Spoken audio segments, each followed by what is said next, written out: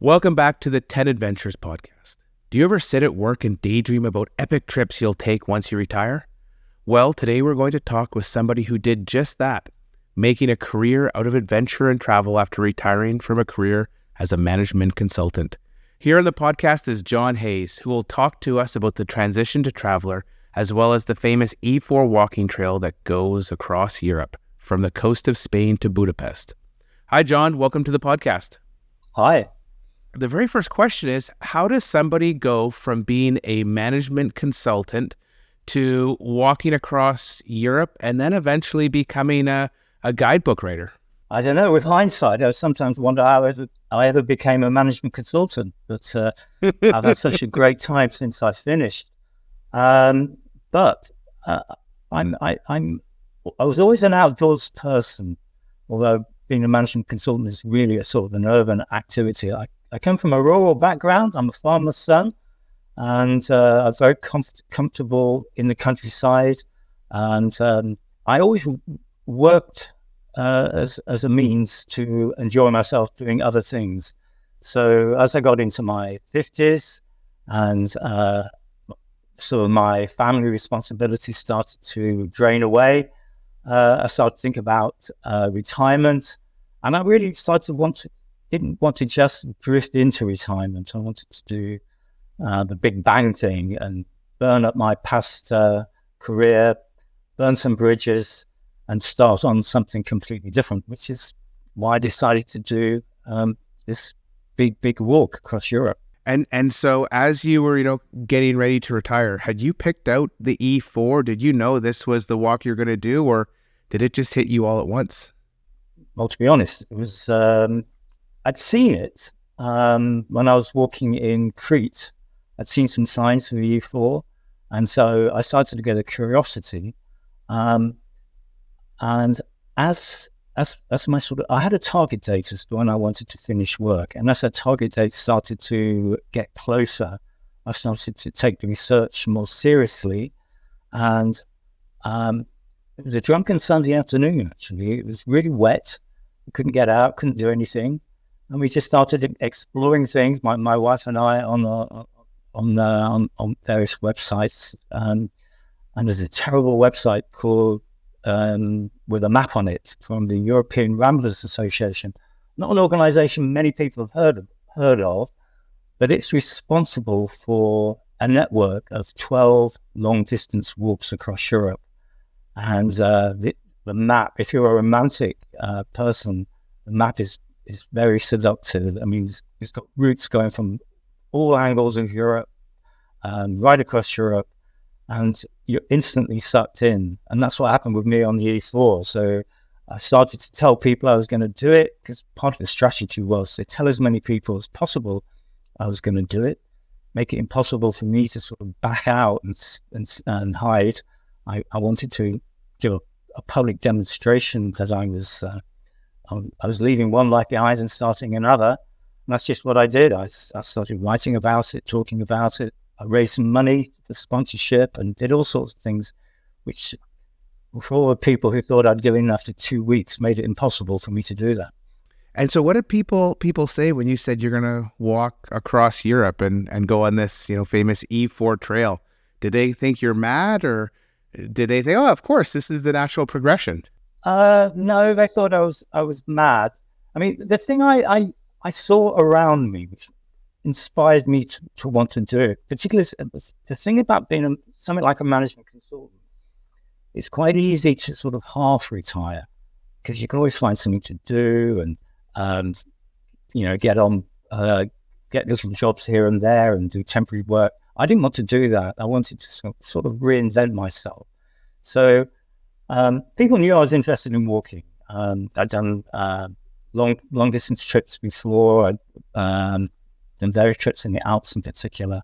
And so I knew that this was a passion of mine, but they didn't know I wanted to, if you like, get rid of all the collateral I'd created in my career and just ditch it all and do something completely different. But that's what I decided to do. It's an interesting thing how your job becomes part of your identity. And I wanted to change my identity, both with myself, with my family, and all of my peers. And that's exactly what I decided to do, and that's what I did. John, this is so interesting because I was in consulting before this and kind of stumbled into travel. And it was literally, I did a kind of hobby website and that took off, and I'd go to conferences and everyone I met, I said, oh, this is my tribe. Like, these people are everyone I met is so great, and they just want to help people, and they have the same kind of values and passions and interests that I have. And that's what made it really easy for me to kind of move from consulting into this. But you were proactive, it sounds like. You kind of just said, okay, I want to move from the consulting realm and just be around outdoors people and travelers and people that get excited by those two things. Am I hearing that correctly? Yes. I have to say at the outset that one of the things I missed in my sort of background, I never learned how to seriously camp, a backpack and all that sort of stuff. So my trip wasn't hardcore. It was walking and staying in. It was always staying in places. As I said, I always slept. Well, unless things went badly wrong, and they did once or twice, I always slept in a bed at night. So it wasn't like walking the Appalachian Trail or the Pacific Crestway or something like that. It was a much easier European style of walking, and so I don't want to big it up too much, but it worked for me, and it's something I'd been doing for my annual holiday for some time with my wife, who's very lucky. She liked the same sort of activity as I did. It's very helpful, and I had a number of friends who liked it as well. So it wasn't quite such a dramatic transition. The big thing was that I was, if you like, burning my collateral. All the experience I'd gathered as a management consultant. I was saying, well, I don't need to use that anymore. Although there were some things I used. And for some reason, I ended up as a sort of a bit of a map expert as a management consultant, and being a digital map expert was quite a useful attribute of planning my trip across Europe. Oh, wow. Excellent. And you didn't want to big up your trip, but it's a massive journey. How far was the distance from Tarifa in Spain to Budapest? I measured everything in kilometers because you actually made more progress in kilometers than miles, and a bit shorter. So it was 5,000 kilometers, and it took just under 6 months, calendar months. I started in March, and I finished first week in September. So it was the actual E4 route, by the way. It continues. At the time I did it, it stopped, really effectively stopped on the borders with Hungary, but now it goes all the way through Romania, Bulgaria, all the way down to Greece. And the bit in Romania was missing when I did it. It's now been completed. So if you're mad enough, you can go even further. But I think 6 months was, to be honest, I was desperate to get home at the end of 6 months. And so 6 months was just long enough for me. And so what was an average day or average week on the E4 for you? You mentioned you were staying in hotels. So you obviously weren't carrying a massive pack, and you probably didn't have to carry a bunch of food and cooking stuff either. But, what would a regular day look like? One of the things I discovered was if you started early, you could get further. So I got better and better at starting really early. So typically I'd start walking at about 7 o'clock in the morning, and it's a great time to walk early in the morning. And then I'd carry on, depending on the destination, because the whole thing was determined by having to stop somewhere. I'd carry on walking until 6 o'clock in the evening. So it was a really weird thing that you had this sort of dip in the middle of every single day. You sort of start to run out of energy at about 12:30. I'd stop for a sandwich or something. I'd carry a sandwich. But then by 3 o'clock in the afternoon, you're off and going again, and you could be cracking on that sort of, I guess the temperature dropped a bit, or you started to use a different sort of your body or something like that happened. But, by the time I got to sort of 6:30, I was usually there in terms of where I wanted to be. But frankly, I could have kept going often, even longer out here. So you had this sort of physical cycle going on with you every day, which is really nice. Actually, it's one of the great discoveries of is really how far you can walk, how far the human body is designed. What it's designed for is just a long distance walks. You know, and you work this out when you're walking across Spain. You know, it's basically you're walking on old footpaths, old mule tracks, and everything you see in the countryside is a track of some description, where everything was carried on people's backs, and so you're walking, doing the same sort of thing, but people have been doing for years and years and years. And you could see it all, how the tracks were too narrow for anything but people, but you're always walking on a track, which was, you know, reasonably well. Funny you mentioned designed. we're, you know, evolved and designed to do these long walks. Often here in Canada, they'll show, you know, they tag a lot of the wild animals in the parks, and they show the distances they go. And, you know, wolves can go thousands of kilometers in a winter. And I always wonder, I wonder if as humans, you know, if you go back far enough when we were still nomadic, if we were doing these, you know, massive journeys. And I suspect we were, because I have the same feeling. When you start going on a long walk, eventually your body just settles down to it. It almost craves that, you know, just being outside, the fresh air, that kind of that pace. And what always surprises people who don't do this is it's like a drug. It just feels good, though. You know, sometimes you get aches and pains, but most days you just feel incredible. I was really lucky. I had I think they're called shin splints when I first started. I did obviously. I knew the sort of distance I could do, but I'd never done it day after day after day. And when I'd been walking for about 6 or 7 days, one of my legs started to hurt really badly at the front, and then after a couple of days, it went off, and then the other one started to hurt, and I guess it was my body just getting used to it. But when I finished the walk, I got to Budapest. It was a very strange time coming home, you know, reacclimatizing and being back in Brighton and everything like that. But my legs started to hurt again, really painful. I thought, oh God, I've damaged something badly here. But, you know, it all wore off. My whole body changed shape. I lost a lot of weight. I got down to the size I hadn't been down to since I was a teenager, which was quite nice. I put most of it back on again since. But, you know, it was great to get super fit and discover what you can do. It was great. I really enjoyed the physical side of it, to be honest. You mentioned earlier that the trail was mostly on footpaths, but I know a lot of people, when they go to Europe, there's also a lot of road walking as well, which kind of turns people off. On the E4, was there very much road walking, or was it truly, you know, on these ancient footpaths with kind of, you know, separated from, you know, all the traffic? Well, the way it works, to be honest, is there isn't. You do see signposts occasionally which say E4, but the European Rambler Association is basically a federation of all the national bodies, and the national bodies all have national trails, and the E4 basically stitches together all of these national trails. And I would say there was some road walking, inevitably, and there was some walking which wasn't as good as the best.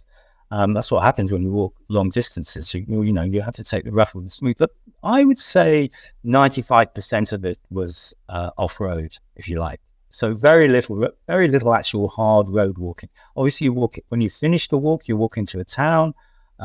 Occasionally, a bit which need to get stitched together. But they, by and large, it was old trails. You know, really, some of them very old. And in terms of walking history, some of them, you know, hiking history, some of them were the earliest hiking routes in Europe. You know, there's a route which goes to the north of Lake Geneva, which I followed.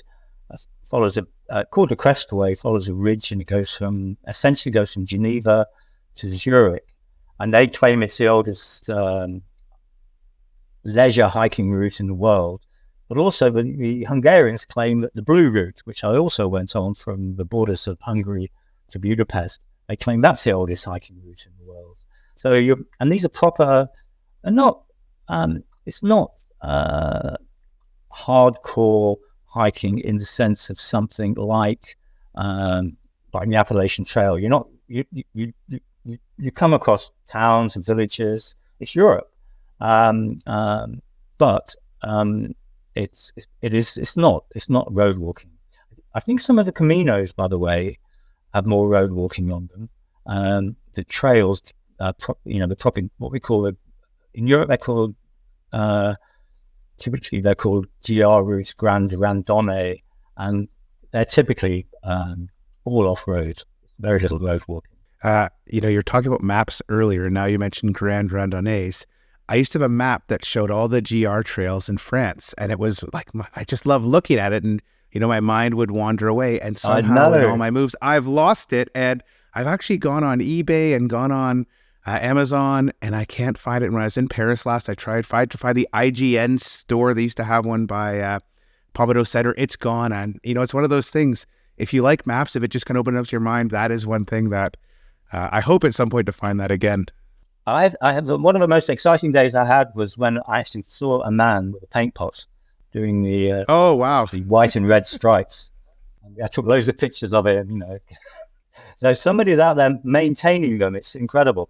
But the bad thing about the GR routes is sometimes I have an old route, and so you can be happily following the white and red markers. The paint doesn't disappear overnight. So if they change the route, and they do change the route sometimes on the continent, because they're not legal rights of way like they are in the UK, they're what they call permissive. So sometimes they're no longer permitted, and they change the route. So you can be disappearing following these waymarks and find yourself way off the track if you don't bother looking at your phone or whatever you're using to navigate. So yeah, I got to know all of this stuff. I got to know all the ins and outs of waymarking, and the Swiss waymarking is just unbelievable. If you get lost in Switzerland, you just head to a train station, and all the waymarks focus in on the train station. So you can then find your way out from the train station. It's just so clever, so integrated. You talk a little bit about some of the trails, you went on through the countries, and, having not, I look at the E4, I just see these incredible, you cross Spain, and then you go across France, and then Germany, then bits of, or then Switzerland, Germany, and Austria. Is that the way you think of it, or are there smaller trails within each country that, you're doing a little bit of this trail in Spain, and you move on to a bit of a different trail? Yeah. I think of it in that way, actually. So in Spain, you walked on a GR called the GR7, which goes from Tarifa all the way up to the Pyrenees. And then in France, it's a bit more mixed up, but it's a number of GRs south of the Massif Central. And so you're thinking of the mountain ranges, really. In Spain, it's the Sierra Nevadas, and then you're into the mountains. Paulo was the coast along from Valencia, and then over the Pyrenees, and then you have Massif Central. You're going around the Massif Central, crossing the Loire into the Vercors, into the Jura, and then into the foothill. So the first part of it in Switzerland, you're to the north of the hardcore Alps. You've got the view of Lake Geneva and Mont Blanc in the background, just amazing, and then you're into the Austrian Alps. So you tend to think of it in countries and in terms of mountain ranges. And all of them. I went back and did quite a few of the best bits again. Their course is just amazing in France, so interesting. Bits of Valencia, beautiful stretches of walking, and the Sierra Nevadas from a UK perspective. You go to the south of the Sierra Nevadas, you can walk about all year round, which is great. If, at the moment when the days are short and it's blowing outside, it's very wet here at the moment. You can go to southern Spain and walk it very early in the season. And I imagine some people do this in stages. Not everyone can commit to 6 months. Is there certain, you mentioned little areas along the way, but is that enough for someone if they just want to go for a couple weeks? Is there enough there that, those areas are worth a 2-week trip on their own? Oh yeah. I mean, I think only, it's a very select group of people who would want to do the whole thing. It's definitely the case. So, but finding out about it, and it's a good way of introducing yourself to walking in Europe. It's so much fabulous walking in Europe, and one of the great things I learned was how much, just introducing me to some of the other sort of slightly less fashionable walking areas, which probably I wouldn't have thought of because I'd traditionally gone to the Alps every summer.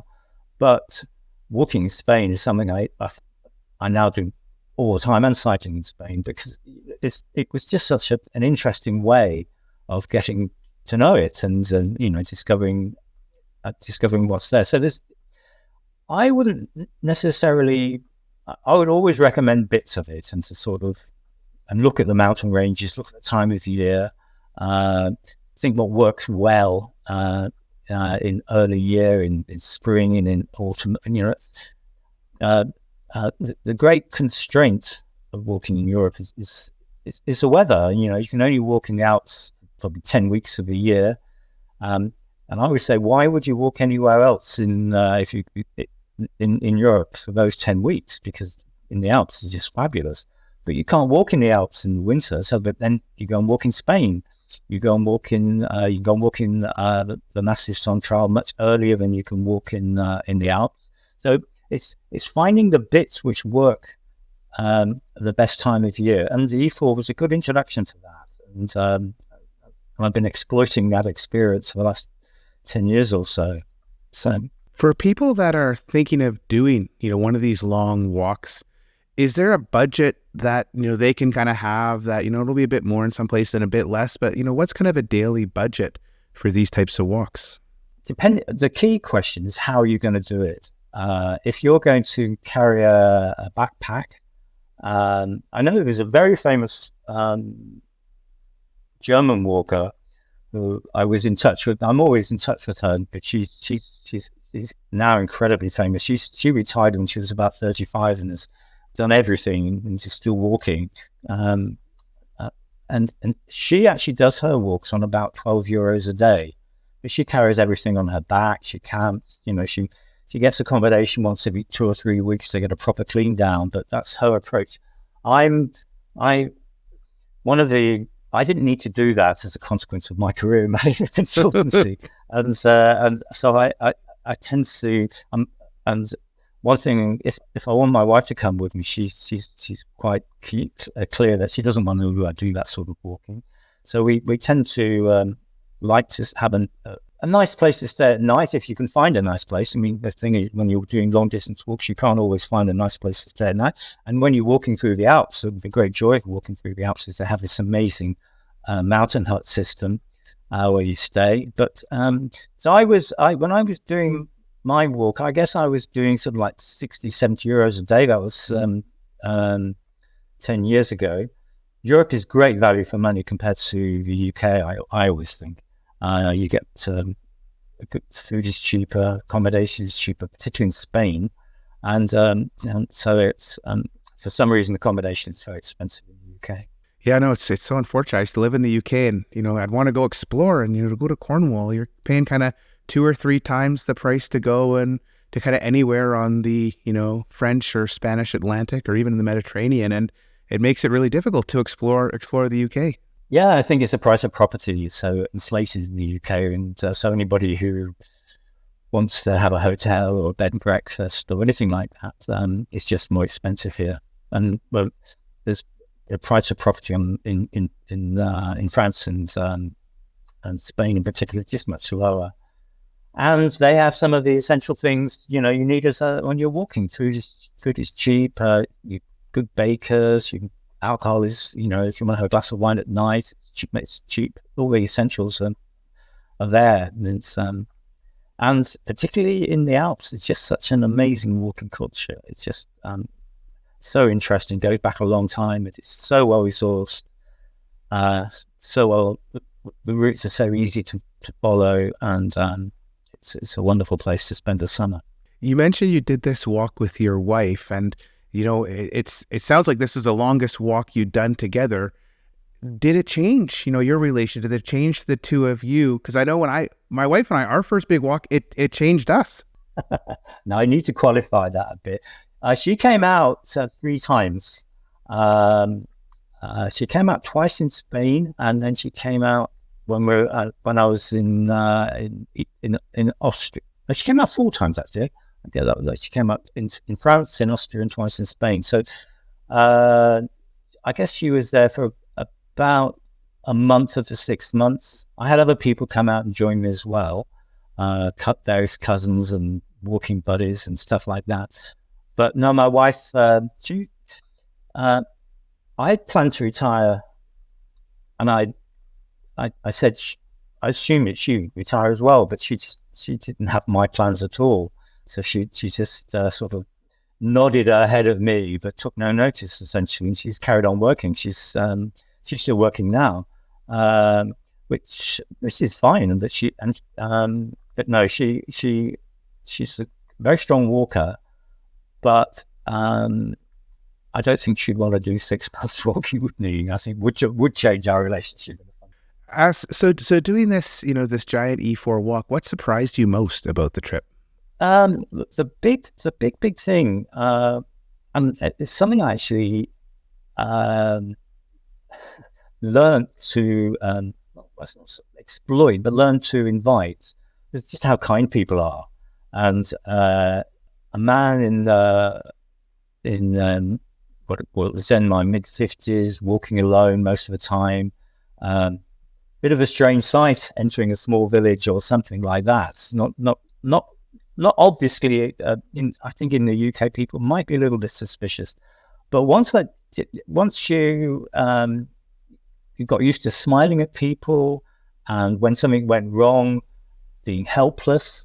By the time I got to Hungary, I was getting really good at being helpless, and people just love to help you. And I had some really fabulous sort of micro adventures where, I don't know, I'd arrived at a place where there's supposed to be accommodation and there wasn't accommodation. I was in a place in Hungary, which it was a very strange, it was a completely different environment, Hungary. It was very interesting. But I got to a place and there was supposed to be accommodation, it just didn't exist. And I couldn't speak a word of Hungarian, and they couldn't, in the tiny little village, couldn't speak a word of English. But I managed to communicate with this guy. He stopped a local bus, and he got the bus driver to change his route and take me to this place. And just fabulous. And I had all sorts of things like that happening, particularly in Hungary. I was actually blogging as I went along, and so I had a number of people following me, which was nice. But when I got to Hungary, I had a lot of people following me, and they were advising me as I went along and ringing me up and all sorts of things. It was just such good fun.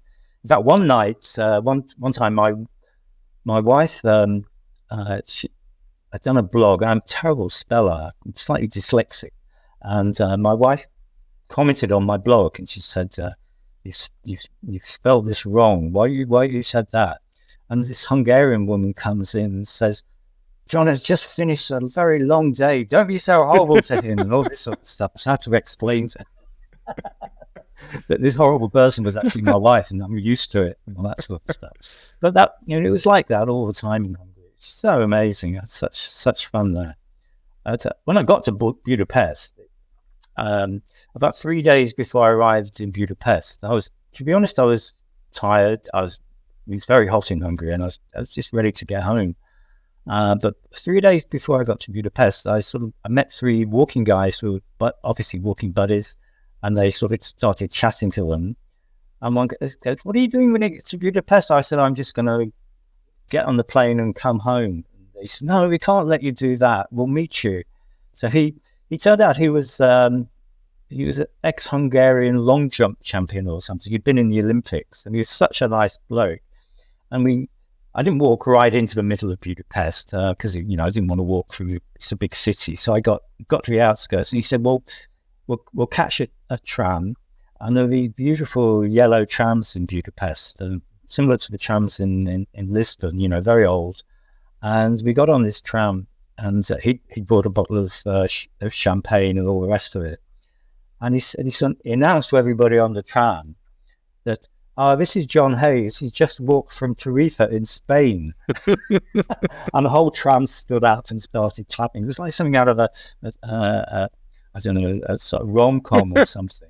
And then we got into the middle of Budapest, and he'd arranged for me to, because he'd got these connections from his time in the when he was in the Olympics. He'd arranged for me to be interviewed on local television and all this sort of stuff. And it was just amazing. So he set up. Well, I was trying to sneak off quietly and get back home and start my sort of reorientation process. And he just set this fabulous entry up for me into Budapest. It was absolutely wonderful. That sounds like an incredible way to end. Often you finish and no one knows, and you kind of slink off, as you say, and to have the celebration after 6 months, that's like what you, in your mind, you don't, at least for me, I would love that. That would be so great to kind of have, something that, that's so important. You mentioned you were writing about your walk, and is your blog still up related to your E4 walk? Yes. I kept it going for probably until COVID, to be honest. COVID changed everything, didn't it? And we had a sort of two-year gap. So I blog. It is still up, and it's got all the stuff on the E4, and it's got all of my subsequent adventures, including I've done lots and lots of walking since. Nothing as far as the E4. But I've managed to do a whole series of trips displaying my indulgent lifestyle, really, and blessed lifestyle, to be honest. But so I've actually got out of the habit of doing it. It was quite a nice thing to do because particularly when you're walking on your own, you're sort of thinking all the time about what am I going to say at the end of the day. I'm going to write this thing at the end of the day. So you actually it makes you concentrate on what you're looking at. And it had a great response from people, and still people asking questions and saying they'd had a great walk. It's been really nice. So that's been part of the pleasure of it all. And that got me into writing as well, to be honest. Having done all that, and I then thought maybe I should do a bit more writing. I didn't write about the E4, bit of a small audience, I think, of people who would want to do something like that. But I then started writing guidebooks and about some of the other trips I've done. Yeah, we're going to have you back for one of the guidebooks you wrote at a later date about the Via de Plata, which I actually have an old, handmade guidebook I bought at Stanford's in London, and about, doing that from 20 some years ago, when it was just, almost unheard of. I've never done it, but I'm excited to get details when you're back to learn about the Via de Plata, because that is one that's really intrigued me. Right. I look forward to it. Excellent. Well, thank you, John, for coming on and talking about the E4.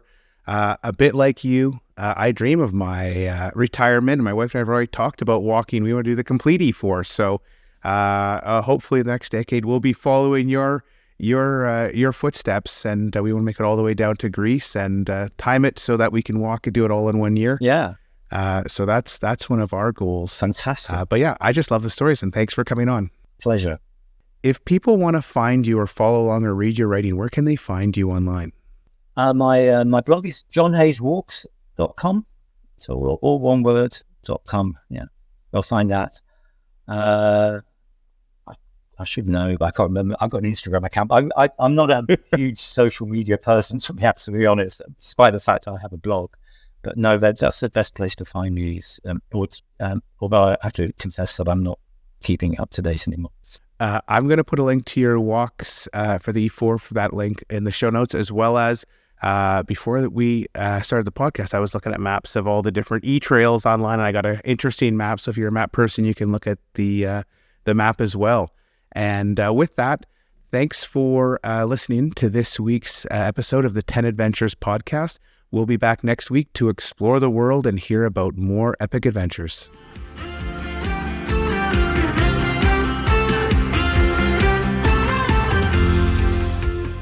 Listen to other episodes of the 10 Adventures podcast on Amazon Music at amazon.com/10adventures.